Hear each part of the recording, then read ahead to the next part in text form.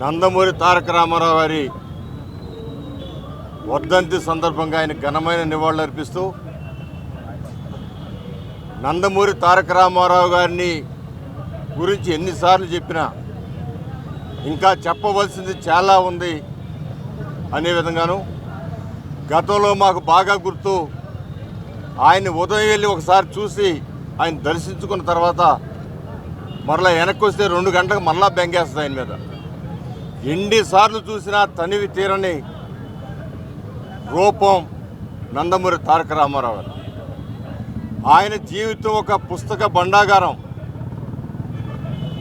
ఆయన పుట్టిన దగ్గర నుంచి ఆయన బాల్యం చూసుకున్నా, లేకపోతే చదువుకునే రోజులు చూసుకున్నా, ఆ తర్వాత ఉద్యోగం చేసే రోజులు చూసుకున్నా, లేకపోతే సినీ ప్రముఖుడిగా చూసుకున్నా, రాజకీయ ప్రముఖుడు అన్నింటిలో కూడా చరిత్రలే ఉంటాయి తప్ప చిన్న మచ్చ కూడా లేని వ్యక్తి నందమూరి తారక రామారావు.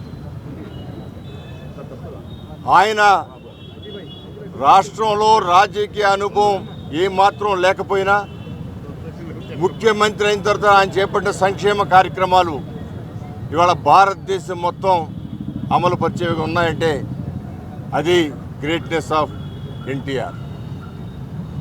అలాంటి నందమూరి తారక రామారావు స్థాపించిన తెలుగుదేశం పార్టీ ఆ పసుపు కలర్ చూసుకున్నా, లేదా కార్మికుడి చక్రం చూసుకున్నా, రైతు దున్నే నాగలి చూసుకున్నా, పేదవాడు ఉండే ఇల్లు చూసుకున్నా, ఆ మూడిట్లోనే ఈ రాష్ట్రం యొక్క విధానం అంతా కూడా కనపడుతుంది.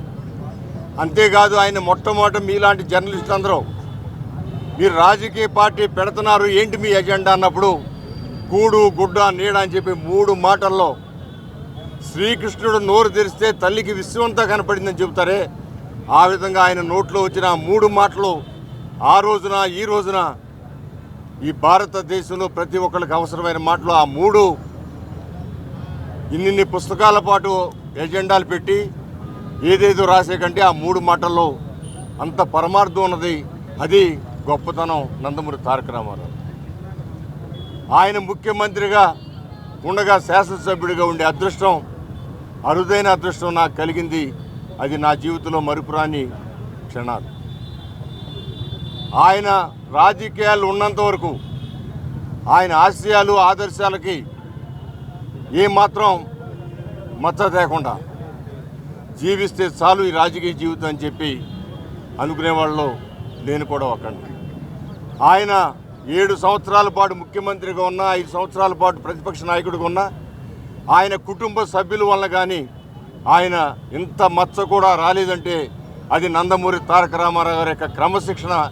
ఆయనే కాదు, ఆయన పిల్లలు కూడా పాటించిన విధానం.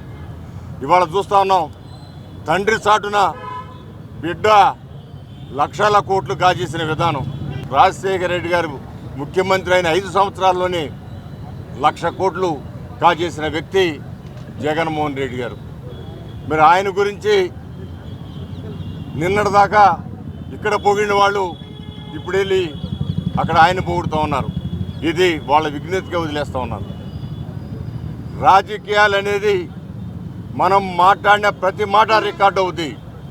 ఏ రోజున ఏం మాట్లాడాం ఇవన్నీ కూడా చూసుకుని, రాజకీయం అంటే అది నందమూరి తారక రామారావు గారు లాంటి వ్యక్తి చేసిన రాజకీయమే రాజకీయం తప్ప ఈ పార్టీలోంచి ఆ పార్టీ, ఆ పార్టీలో ఇంకో పార్టీకి వెళ్ళి అక్కడ మాటలు ఇక్కడ మాటలు పొంతం లేకుండా మాట్లాడే విధానాన్ని ప్రజలు హర్షిస్తారనుకుంటే అది మీ కర్మని తెలియజేస్తూ, ఆయన ఆశయాలు, నందమూరి తారక రామారావు ఆశయాలు ఆదర్శాలు ఖచ్చితంగా కొనసాగిస్తూ ఆయనకి ఈరోజున ఘనమైన నివాళులు అర్పిస్తూ అలాంటి వ్యక్తిని చూసి రాజకీయాలు చేయాలే తప్ప రాజకీయాల్లో ఇష్టానుసారం ఎవరి ఇష్టానుసారం వాళ్ళు చేసుకుంటే ఆ ఇష్టానుసారంగానే వాళ్ళు ప్రజల్లో కనుమరుగవుతారని కూడా తెలియజేస్తున్నాను.